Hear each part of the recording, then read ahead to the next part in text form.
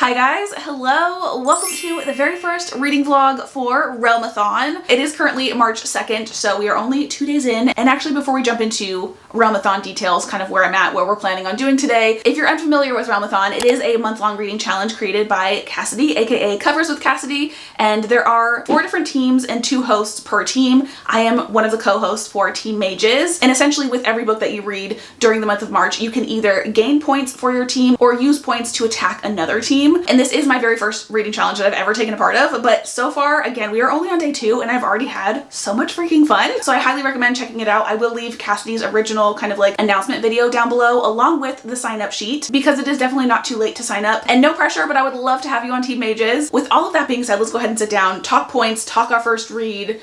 I'm very, very excited. So I do actually have a really fun kind of like interactive concept for this video, but I am currently like in the middle of our very first book and I feel like I need to finish that first before we can kind of like move on to the fun and games. And yesterday morning I saw a couple of the other mages like posting polls asking the team kind of like what they should read first, and I love that idea. So I followed suit and also put up my own poll. I asked the mages what book I should read first because I was kind of like deciding between 3 different books: Spellcaster, Zodiac Academy, and The Never List. They're all very, very high on my like want to read for this month list, and I simply could not decide. So I asked the mages and Zodiac Academy did win, which I am very, very excited for, but also very terrified about because I'm excited because I've been wanting to read this for so long, but I'm also kind of terrified because everyone talks about how just like bingeable this series is, and I am a binger. So if I get really sucked into this, like I don't want to just read this and that's it. Although I will say I did mention that in the sprint yesterday and a couple of you commented and were like, we're totally cool with that. And as you can see, I have actually already started this. I got a good chunk of the way through yesterday. I'm on chapter 11, which is page 213, and I am really, really enjoying it so far. It's been a good time, and it's kind of very much in the realm of like stuff that I have been loving from January. So if you have been here for a minute and you've seen my like January wrap up, my 31 books in 31 days reading vlog that I did, the highlight of that whole experience for me was a couple of different series that involved bullying, which was another thing that I heard a lot about with this series, which made me also nervous actually originally because I wasn't sure I was gonna like that kind of a thing. But again, I did read a couple of different series earlier on this year and they heavily were bullied, and I just loved it. Don't get me wrong, it makes me extremely irritated as I'm reading. Like I'm just like, why are these people being like literally the biggest assholes on the planet? But I do feel like overall it gives a lot of opportunity for a really good tension-filled romance, but then also a really cool like found family type of group, because there's always typically, at least from what I've read, there's always like 1 or 2 people that like stick by them, and it just, a found family will always be like one of my favorite tropes. If you're unfamiliar with this series slash just this book, because I don't really know what the rest of the series is about, I just know this one. It's basically about 2 twins. They're Geminis, but after they turn 18, some random guy like comes and forces them to go to this magical school, like tells them that they're fae and tells them that they're like the long lost princesses of this realm. Unfortunately for them, when they actually get to the school, they find out that there's 4 other like heirs to the throne that are very, very upset that they have been discovered. And of course they are all like hunky men that are like the most powerful in the school. Also too, the school in and of itself is psychotic. Like there's no rules basically. Not only are the students allowed to just kind of treat people however they want, the professors are also allowed to do so. The twins have essentially been embarrassed left, right, and center by literally everyone at the school. And that's kind of all that's happened so far. It's just been a lot of like them trying to navigate this new school while also not knowing a single thing about the magical world. But somehow everyone at the school, students and professors alike, all expect them to know everything, which definitely is funny to read at certain times, and then also, again, irritating. There's actually a specific phrase that people literally keep saying, and it's starting to kind of like activate that one like reading ick that I have about repetitiveness. You two really don't know anything about our world, do you? It's such a simple sentence, but literally that exact phrasing has come from like 4 or 5 different people, and that is literally like the one thing that my very non-critical reading brain picks up on, is like super repetitive things. I'm really hoping no one else says that. And I feel like that's enough chit-chatting for now. I kind of want to like get back into reading. I read a little bit of it this morning, and we are currently in Darcy's perspective, which we do get multiple POVs from Darcy and Tori, which are our twins, which I gotta say, typically when you get like 2 perspectives, it's like a male and a female's perspective, and this is obviously 2 female perspectives. And because they are twins going through like the same things, there have been several moments where I've had to like flip back to the beginning of the chapter to remind myself like whose perspective I was in, because the characters are very, very similar. I feel like the only difference is Tori is slightly more aggressive than Darcy. Like Darcy's kind of like the more reserved one, but she's still definitely like stands up for herself and stuff. So they're almost identical. And it is actually making me very curious to see how like the romances develop, because we do have two separate FMCs. So I'm imagining that both of them are going to have a romance. So it's kind of like getting two romances in one, which I'm excited for. Not that anything romantic at all, like even a stitch, a crumb of romance has happened whatsoever, but you know, I'm anticipating it for the future.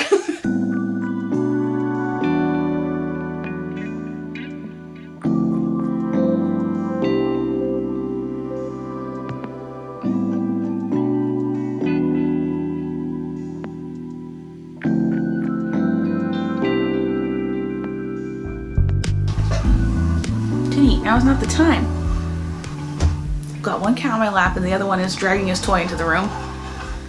All right, I've been reading for quite some time. It's about 2 o'clock now and we are getting very close to the end. I have like a little over 100 pages left. Here's where we're at and I've got some thoughts. First and foremost, I cannot express to you how much I wish I had a twin when I was a kid. It was something that I thought about quite often. I just love like Tori and Darcy's relationship. Like they just look at each other and know what they're thinking and they have this kind of like partner in crime kind of vibe, and I wish I had that. That being said, I am still very much struggling. Even near the end, I'm still struggling with remembering who is who. In the very beginning of the book, like when they first arrive to school with all the rest of like the first year students, they are put into different houses depending on like what element is like strongest in them, like their magic. And Darcy and Tori were put into separate houses. But also as far as like the heirs go, again, there's 4 of them and each twin kind of interacts with them differently. And there's specific ones that each one interacts with more, along with like outside characters as well. So it's like hard for me to kind of remember which twin is in what house and what heir they kind of interact with more. And I am still nearing the very end, still looking back at the beginning of the chapters to remind myself of which twins' point of view we're in. There's been several times while I've been reading that I've very seriously considered like writing myself like a little cheat sheet. I cannot keep it straight and it's starting to like bother me. Any of you have read this and also had that same kind of feeling, please don't leave me on this island by myself. I feel so dumb. Aside from that, honestly, I just have nothing but love for this book right now. Again, the powers are kind of like divided by elements, which I just absolutely love the concept of. I've always been really attracted to, you know, fire, earth, water, air, that kind of whole concept. I'm also really just loving the incorporation of like other magical things within this world. Like the fact that we're talking about astrology, I absolutely love that. And tarot has been brought up as well. And one of the things that I actually found really cute and kind of like fun for this book was the fact that all of the students are woken up with their horoscope every single day. And I just love that, which has kind of made me want to look up a horoscope for us today. We are at my computer because we are quite literally gonna get some horoscopes right now. I was originally going to use a website called Astro Style, which ironically is run by 2 twins called the Astro Twins. I've used this website in the past and really liked it. It's very thorough and in-depth. That being said, it's a little too thorough and in-depth for what I'm wanting to do. I just want to give you some quick little fun horoscopes. And these are not quick and fun. They are very lengthy and very detailed, like to the days of like things you should look out for and stuff like that. So if that is something that interests you, highly recommend checking out that website. I definitely will be after I'm done filming this. I think later tonight I probably will look at mine just out of curiosity. Instead, we're going to be using moonomens.com, which their website is very aesthetically pleasing, and their horoscopes are much smaller specifically for the month, but they're still kind of long, like several paragraphs. So I'm just going to like pop them up so you can read them if you want, like fully, if you want to like pause and read it. But each of them has like little highlighted bits. So I'm just going to read those so I'm not here forever. So the first one that we have is Dear Aries. So Aries is, I believe, the first official like zodiac sign. So we're just going to go in order. So it says, Dear Aries, March begins a deep inward shift. And then it also says a new relationship with yourself begins. Your sense of self grows stronger, and then you are stepping into renewal. So that's very like beginning of the year vibes, and I love that for you.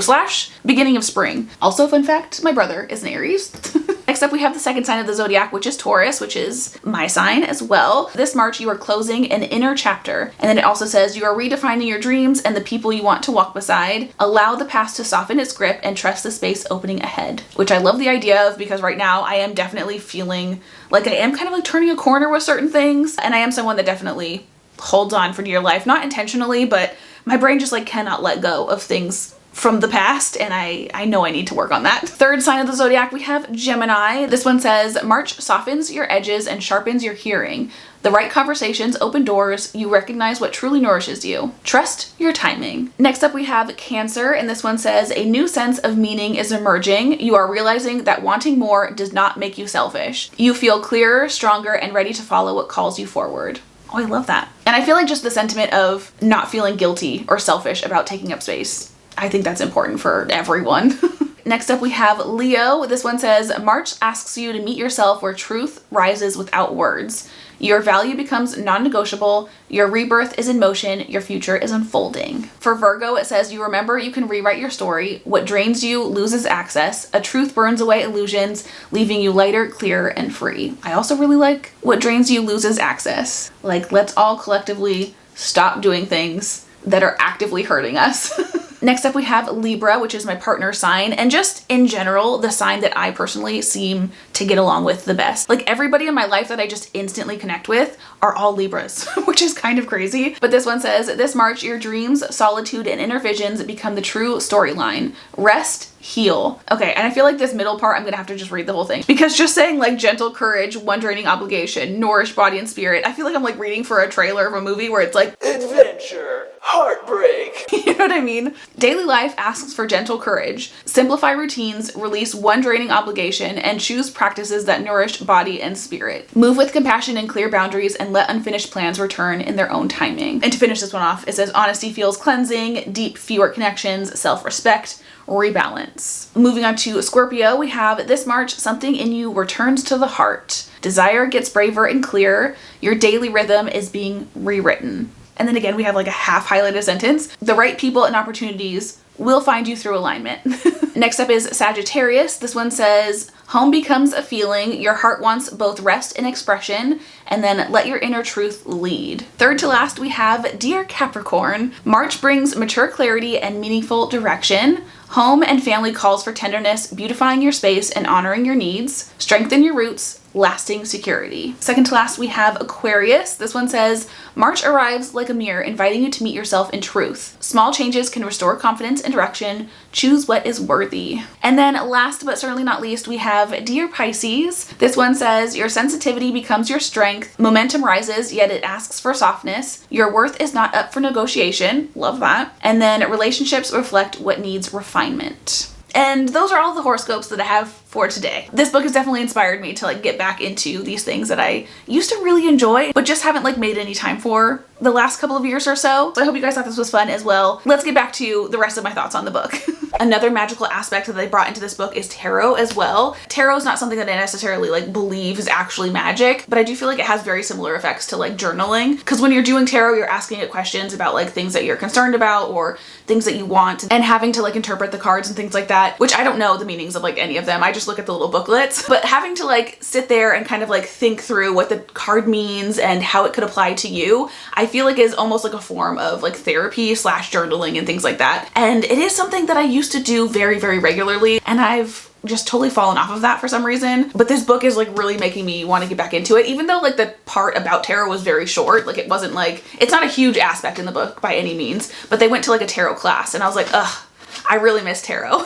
And then another thing that I like about the magic system of this book is like, not only is your magic dictated by your zodiac sign and by an element, but there's also an order that each person has to become a part of, and there's 3 different ones. And it's essentially like what creature, I guess, you like turn into or you are, and that replenishes your magic. So for example, if you're like part of like the vampire order, to regain your strength and your power, you have to like suck the blood of another person. I don't know, I feel like it could be kind of cheesy and maybe over the top for some people, but I really love the fact that like literally everything is just piled on top of each other. We have zodiac signs, we have horoscopes, we have tarot, we have elements, we have creatures like werewolves and Pegasus and vampires. There's literally everything magical and whimsical in this book, and I love it. And aside from that, really the only other thing that I have to say about this book is I'm still so curious how like the romances are gonna work. Again, kind of like what I said earlier, the girls are starting to kind of like interact with specific people more than others, and it's very much not a clear picture of like who they're gonna end up being with. I know there's gonna be romances eventually, so it's like hard for me not to like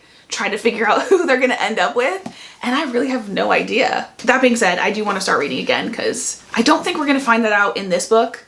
I feel like we definitely have a long way to go, which I'm totally fine with. I love a good slow burn. It just allows for more opportunity for like tension to build and things like that. And that's like my favorite thing ever. My favorite part of any romance is the beginning part of like the building tensions, you know, figuring out the dynamics and stuff like that. Like that's my favorite part. Once they hook up, I'm kind of over it. I don't mind if it lasts a long time. I'm just like so curious to see how it develops. I'm also kind of curious because we just ran into my fave. I'm kind of curious if you guys have read this book, which of the heirs was your favorite? Currently, Seth is mine, I think. The whole like wolf thing, I just love like the fact that he's like always kind of rubbing up on people and stuff. I just think that like is so endearing, even though it's like his nature and not really like he's not showing affection necessarily. And actually, at the risk of potentially getting a spoiler, I'm kind of curious what the fan art for the heirs is, like what they look like, because I was actually just reading about Seth right now and it talked about him having like long hair, and I think because I keep getting them confused with like each other, my brain doesn't even want to like try to picture them.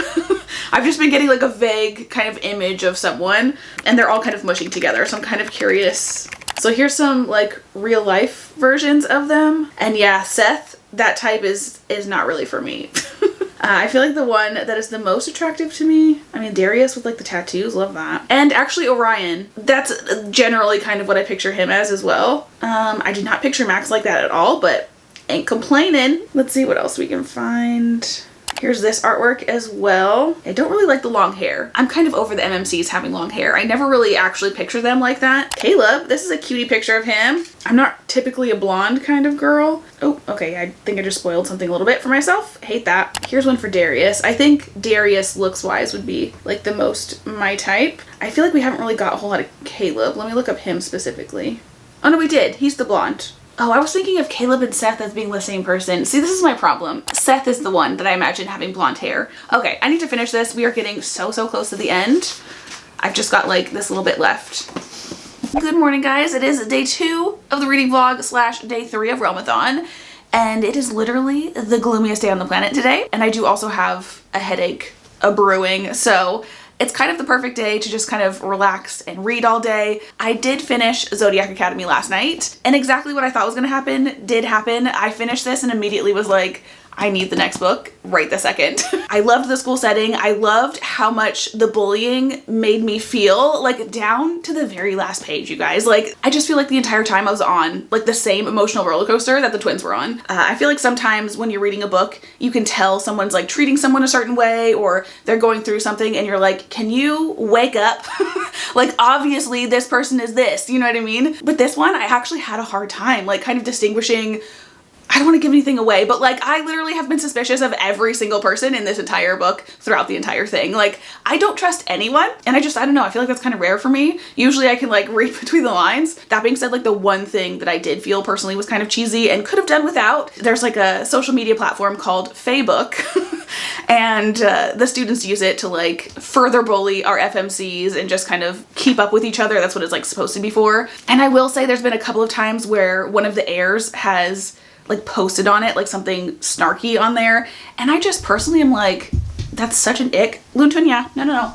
Okay, let's not rub ourselves on the tripod. If I was interested in someone or there was like some hot dude at my school or something and they were like posting like gossipy, rude things online, I'd be like, okay, I'm over it. You know what I mean? And then also too, just like the addition of Facebook just was a little cringy to me, but everything else literally I absolutely loved about this book, and I'm very excited to continue the series, but we are not going to do that today. We are going to be picking our next book, which I'm very excited for. But actually, before we do that, we need to talk points. First of all, it does meet the requirements for both of our team prompts, and I do actually have a point system in place that I want to do, I think, just throughout the month. That's going to decide for each book whether we attack another team or we keep the points for ourselves. If you saw my TBR jar video, I did build my entire TBR stack, it's right here behind me, via a prompt jar that is full of the actual prompts from the actual like Realmathon challenge. And this is the one that I used to pick Zodiac Academy. So it has the name of the prompt and then like what it actually means. And then we also have the actual points here. And this one in particular is for positive points. So that in and of itself basically is going to tell me that we are going to be keeping these points for ourselves. So essentially throughout this video, throughout this month, whatever prompt I end up picking first for each book is going to determine with the points here whether it's going to be an attack book or a positive keep for ourselves book. I hope that makes sense. So that being said, let's go ahead and pick our next book. The very first step we need to make to pick our next book, because this is a multi-step process, we have our wheel, and this only has 2 different options on it, but there's like multiple of each option. I'm gonna be either picking a prompt, like a brand new prompt from my jar, and if we end up picking a jar, we're just going to use the prompt to pick a book from our shelves, or we're gonna be picking one of the books from our TBR stack that we picked in our TBR jar video. And each of the books in the stack does have the little prompt in it that I used to pick it in that video. I think I'm gonna pick like a couple of different options and then put up a poll in the Mages Discord so that you guys can kind of have the final say on what we end up reading. So it's gonna be kind of like a 2 to 3 step process, but I think it'll be really fun. So without further ado, let's go ahead and give our wheel the very first spin.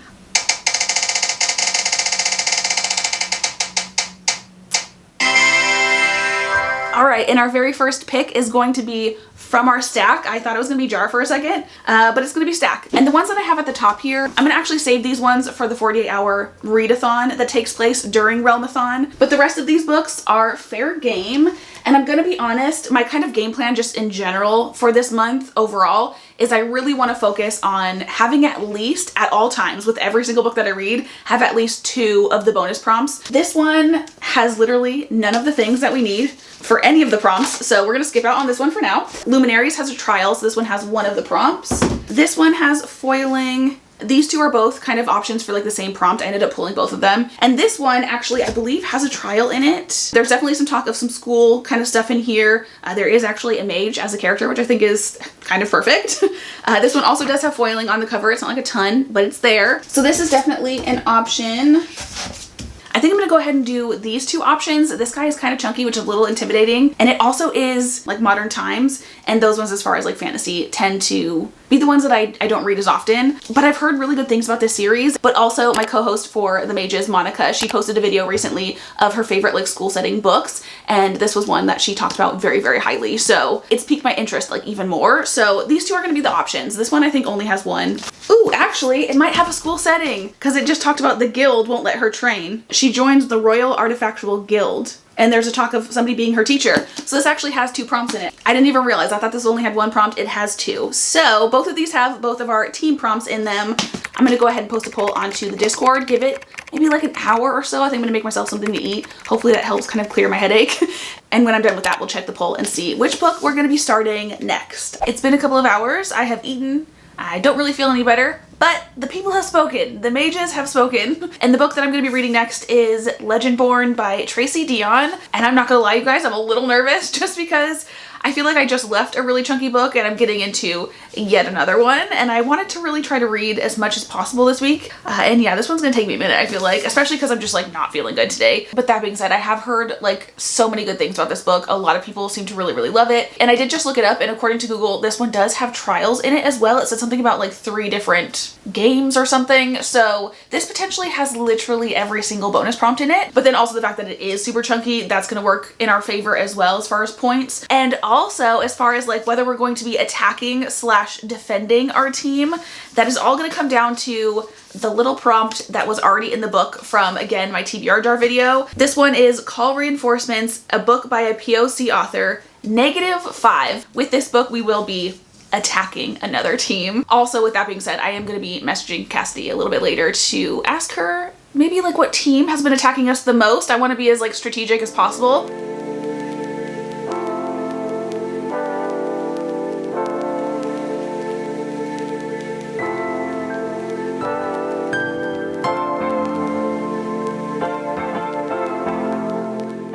And we're not even in the actual book yet. We're still in the prologue. First page of the prologue, and I'm already getting like, my heart's already hurting for our character. It says, I don't cry for my mother's death or for myself. I cry because these strangers in the hospital, the nurse, the doctors, the police officer, don't know my mother, and yet they were closest to her when she died. And when your people die, you have to listen to strangers speak your nightmare into existence. And I don't know if this is like an overshare, but my dad passed away a few years ago. He died of a heart attack on the way, like in an ambulance on the way to the hospital. And that's always like bothered me because Oh, I don't want to get emotional. I've definitely thought about that a lot. Like the fact that no one, he was by himself. You know what I mean? And that kills me. So I'm already feeling for this character, and now I've just made myself really sad. That made me so much more emotional than I thought it was going to, and it probably wouldn't have made me so emotional if I didn't experience the death of a parent, which is what this book is basically opening up with. Anyway, now we're about to get into, oh, I think that's for a positive prompt. It has part 1 in here, and I remember looking over the prompt list yesterday when I was calculating for Zodiac Academy, and one of the prompts was a book with multiple parts. But I think that might have been for the positive prompts. Hi guys, welcome to, I think this is day 3 of this reading vlog, but it's been like a few days since the last time I talked to you. The last time I talked to you guys, I did have a headache. I think I mentioned that. And I'm gonna be honest, the rest of that day was just kind of a wash for me. I ended up reading a little bit, but then the headache kind of took over. And again, it's been a few days, so I've been kind of like slowly chipping away at this book, but I really want to try to like read a good amount of it today. That being said, I don't think I've actually talked about this book at all yet. So let's go ahead and read over the synopsis so you can kind of get an idea of what it's about. After her mother dies in an accident, 16-year-old Bree wants nothing to do with her family memories or childhood home. A residential program for bright high schoolers at UNC Chapel Hill seems like the perfect escape, until Bree witnesses a magical attack her very first night on campus. A flying demon feeding on human energies, a secret society of so-called Legendborn students who hunt the creatures down, and a mysterious teenage mage who calls himself a Merlin who attempts and fails to wipe Bree's memory of everything she saw. The mage's failure reveals Bree's own unique magic and a buried memory with a hidden connection. The night her mother died, another Merlin was at the hospital. Now that Bree knows there's more to her mother's death than what's on the police report, she'll do whatever it takes to find out the truth, even if that means infiltrating the Legendborn as one of their initiates. She recruits Nick, a self-exiled Legendborn with his own grudge against the group, and their reluctant partnership pulls them deeper into the society's secrets and closer to each other. But when the Legendborn reveals themselves as the descendants of King Arthur's knights and explain that a magical war is coming, Bree has to decide how far she'll go for the truth and whether she should use her magic to take the society down or join the fight. And basically where I'm at in the book right now, again, which is kind of halfway through, all of that has happened. Bree has like fully infiltrated via Nick this Legendborn secret society, and where I'm at like currently, she's just finished her first like trial, so this book does have trials. And one thing that I had no idea about this book at all going into it, because I did not read the synopsis until like after I had already started this, but it does have aspects of kind of like a King Arthur retelling, which honestly I don't really know that story very well. The only reference point that I have for it is The Sword and the Stone, the Disney movie.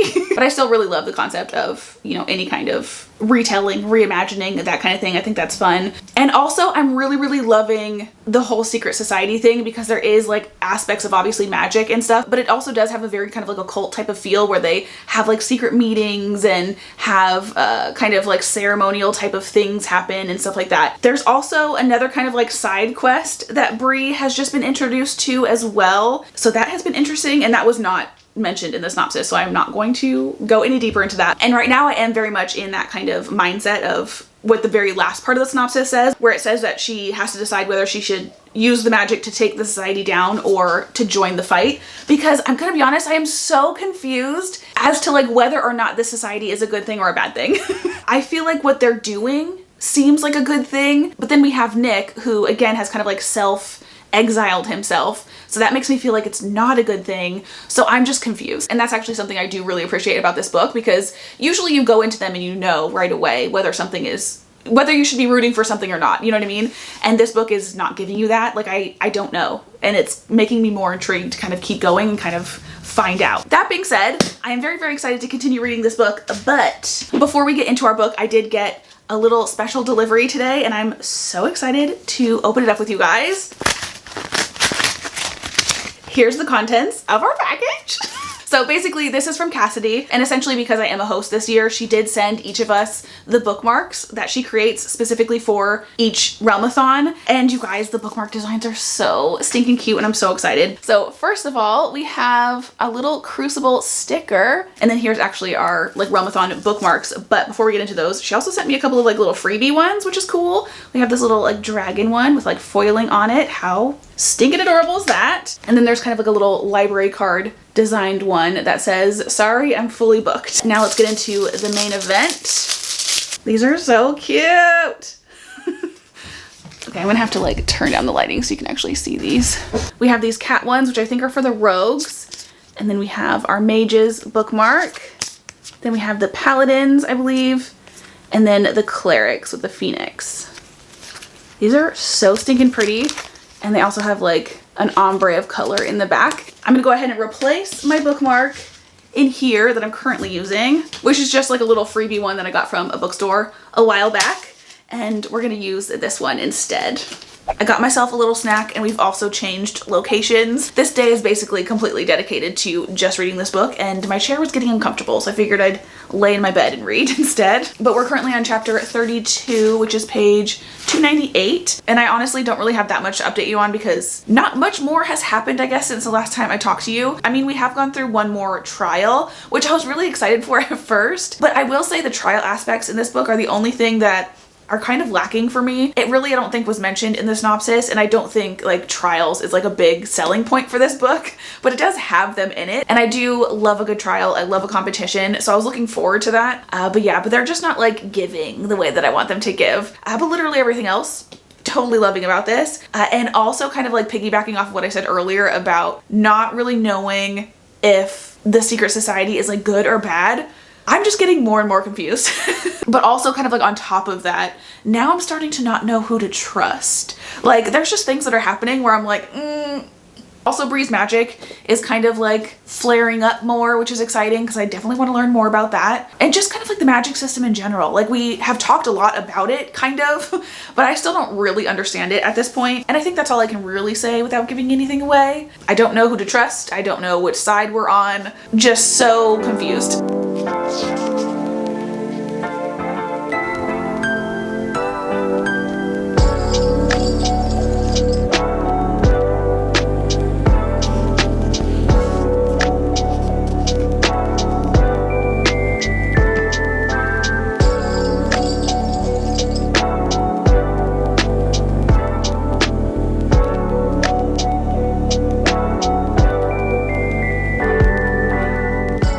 Good morning, guys. Happy second Monday of this video. I definitely wanted to have finished this by now, but life has been lifing. So hopefully this week I can really like lock in and we can get some good reading done. That being said, I did finish Legendborn over the weekend. I always say Legendborn.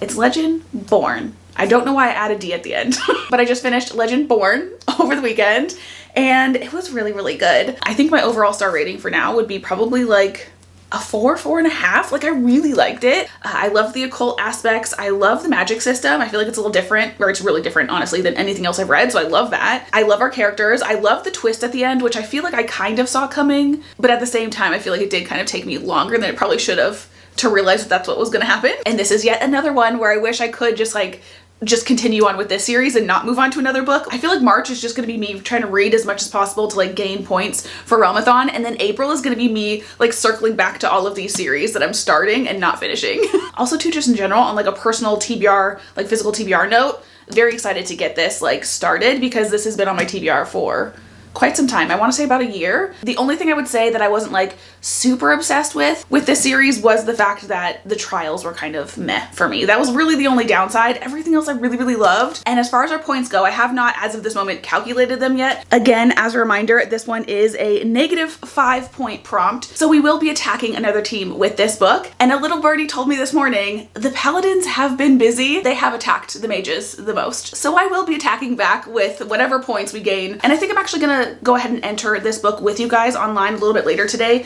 because I wanted to kind of like show you kind of what the process is. So just in case you're kind of like on the fence of whether or not you want to join Realmathon because you're kind of worried it's going to be too complicated, it is literally the easiest thing ever. Cassidy has made it so user friendly, and you can join at any point in the month. It could be the very last day of March. If you want to enter. I will of course leave all of the links for everything you could possibly need in the description. With that being said, we are going to be picking our next book via our TBR prompt jar, which as a reminder, all of the prompts in here are the prompts for the challenge. So whatever one we get, we're at least getting some sort of points. I was going to spin the wheel with every pick that we get, but I think I'm only going to be able to fit one more book into this video before I need to like start editing and uploading it. We did one from the TBR pile and now we're going to do one from the jar, and we're going to go ahead and pick this one. Hopefully it's something with a lot of points, whether positive or negative. It is. Okay, so this one is Checkpoint, a book with parts, and this one is +4 points. So we will be gaining some points for our team with this book, which also, by the way, if you're wanting to gain points for the mages and not bother attacking another team, Legendborn does work for this prompt as well because it does have parts. But as far as this one goes, we need to pick something different, and I do have a giant stack of new books because I just uploaded a book haul a couple of days ago, and I'm really crossing my fingers hard that one of those books has parts in it because a lot of those are foiled. Ooh, there's one in particular that I'm really hoping has parts because it has an academic setting that I know for sure. It has trials in it, so I'm kind of hoping one of these, specifically this one, has parts in it. So let's see. I don't actually feel like I own that many books with parts to them, which is probably why this one is such like a high point value because they're harder to find. It's looking like no, because it just went straight into chapter 1. That is unfortunate. Then the other one that I grabbed is For Whom the Bell Tolls. And honestly, this one I don't think hits any of the bonus prompts, so I won't be upset if it doesn't have parts, but it is one that I really want to read, like sooner than later. Yeah, no parts in that one either. This one would be a good one to have parts. Watch, none of these have any kind of parts in it, and I'll be very sad. This one does not look like it has parts either. We might be here for a minute. Oh.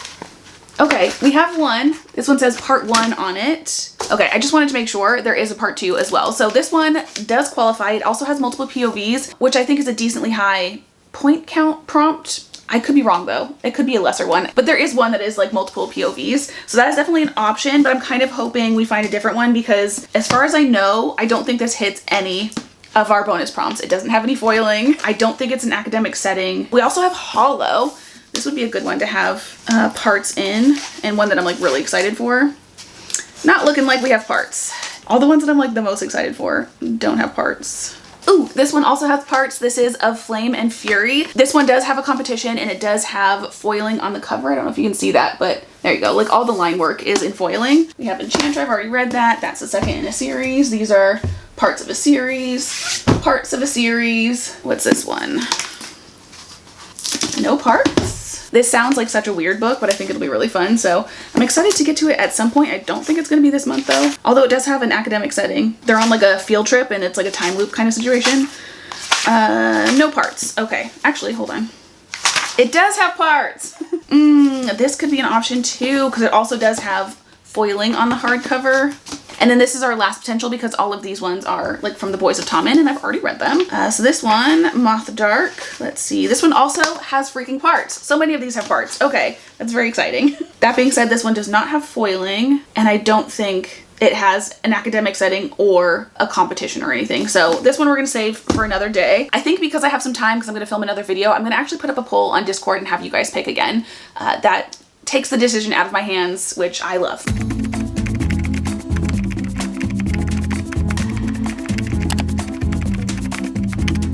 It's been many hours. I think it's been like 4 hours since the last time I talked to you. Actually, we can find out because I posted my poll and I gave it 4 hours total to, you know, get some votes in. Yeah, we have less than a minute left in my poll, so it's literally been exactly 4 hours. Oh, I'm actually surprised by the results. Okay. One thing at a time. And I'm actually glad we had that time because some more breaking news has happened. Cassidy did upload her first reading vlog and she was reading for the mages. So if you're on our team, definitely go watch that video. She did mention that all of the teams are very close as far as points go, but the mages are currently in last.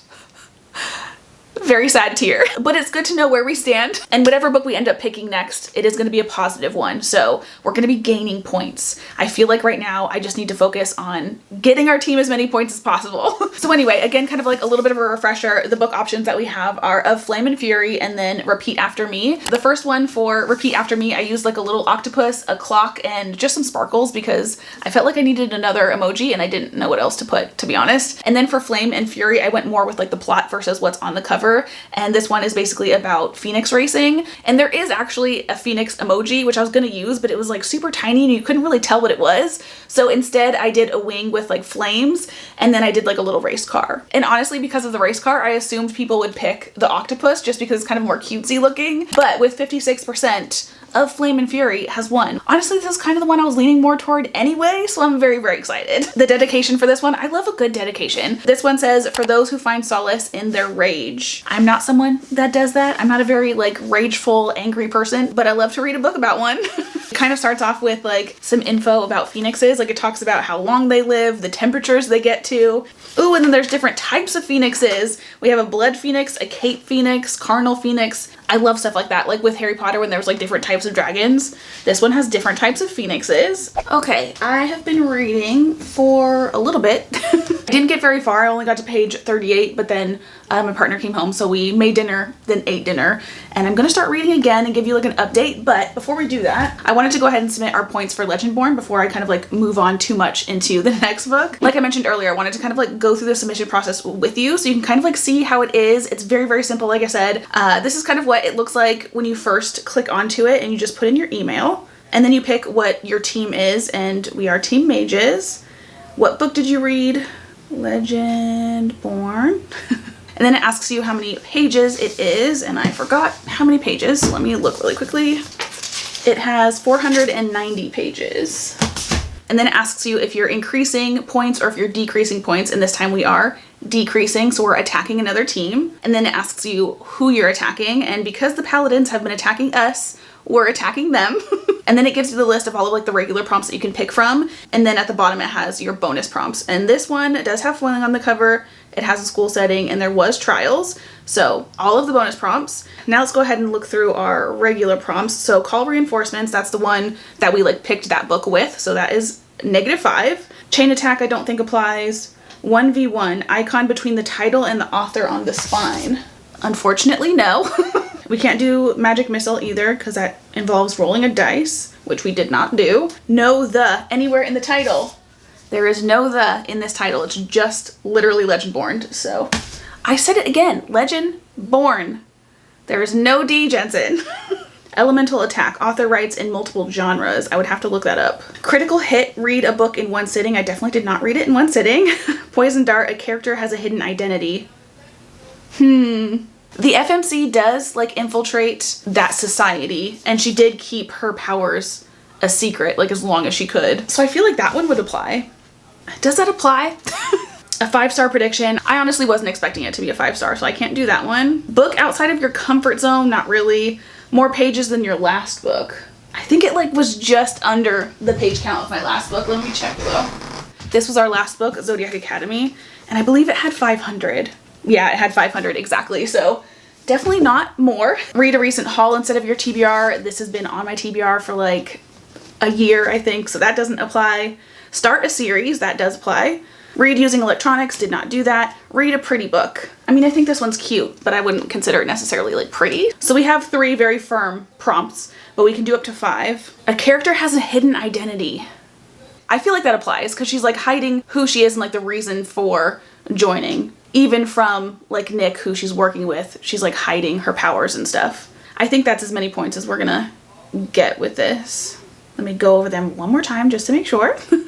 Yeah, those are the only prompts that I feel apply. So then you just press submit and then you're done. It is literally so easy. You just click boxes, fill in like a little teeny tiny bit of information, and then that's it. So far we have gained the mages some points, we have attacked the paladins, and with this book, and I think kind of within the near future, like the next few books that I read, I'm gonna try to just gain points for the mages, seeing as the fact that we are last. I feel like now is a good time to just gain as many points as possible. That being said, before I kind of like get back into reading this, let's kind of go over my thoughts so far. First of all, this started off with a bang. And to get a little bit of context, I do want to read the synopsis a little bit. So it says, Kelvera and her team of underdogs, the Crimson Howlers, are desperate to win their annual races, but the Howlers need a new rider, which leads Kel to join forces with Warren Coopers, an arrogant rival she can't get out of her head. So basically, this opens up like right in the middle of a race, and there's typically 5 members of every team, but their team only has 4. You have Kel, our FMC, who is basically just the caretaker for the Phoenix, and then you obviously have a rider for the Phoenixes, and then you have a technician who like makes gear so that the rider doesn't burn alive while they're riding the Phoenix. And then you have kind of like a strategist. I can't remember exactly what they're called, but that person is like in the rider's ear while the race is going, and they're kind of like telling them where they need to go and stuff like that. And that's kind of currently what we have for the underdogs. But again, typically they have 5 members, and that 5th member is just kind of like a marketer. They get sponsors and like build up hype and stuff for the team. But like the synopsis said, because they are the underdogs, they don't really have the money to afford someone to do that. So they're just kind of like hoping and crossing their fingers that if they win a race, that'll be enough to kind of like create buzz. That being said, again, we are opening up the book with them in the middle of a race, and I don't want to give too much away, but as the synopsis says, they need a new rider. So the race doesn't go well. And we have briefly met Coop. It's looking like the stars are gonna align and he's gonna obviously end up being the rider for their team. And that's kind of where we're at right now. They haven't even joined forces yet though, so that's still TBD. But the rest of the synopsis does make me a little nervous. So it says, as tensions rise on and off the track, Kel accepts a job from a mysterious tech mogul who shows an unsettling interest in her phoenix. This thrusts Kel into a conspiracy that endangers everyone she cares about, especially Coop, for whom her resentment is igniting into something dangerously new. Yeah, the whole tech mogul thing, don't know if I'm into that. I'm not really understanding how a tech mogul is going to be coming into play with like phoenix racing. I mean, I do in the sense of, like I said, each team has a technician and they design and build gear for the races. So maybe that's kind of how it's going to correlate, but we'll see how it goes. So far I'm liking it. Again, still very, very early on, but yeah, I definitely feel like this will be a book that I can easily finish very quickly. So I'm hoping to get like a good chunk of it done today. And I am actually watching a sprint right now. And I figured I'd take the opportunity to, you know, sprint read with everybody.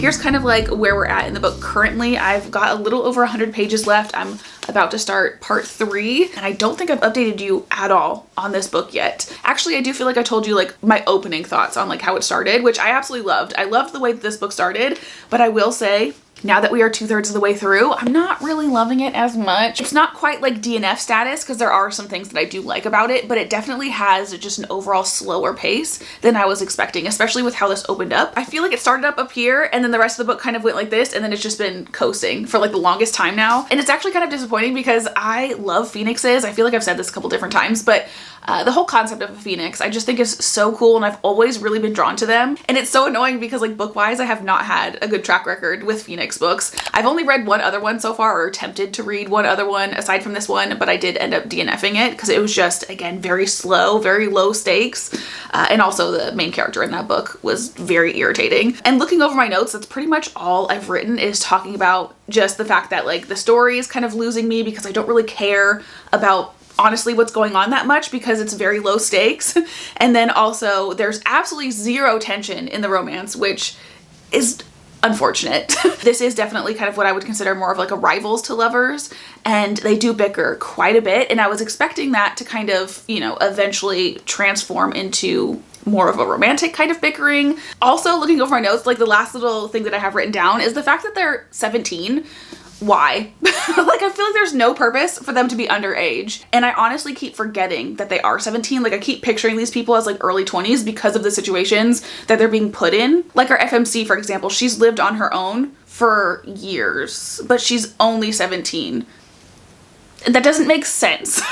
And the flow of the book and everything that's happening in the book makes them seem older than they are. It's a very nitpicky thing, but it's kind of bothering me. But anyway, that's kind of like my feelings on the book so far, honestly. I wish I had better news because I was very, very excited to get into like this really fun Phoenix related book, but like, she's kind of slow. That's me.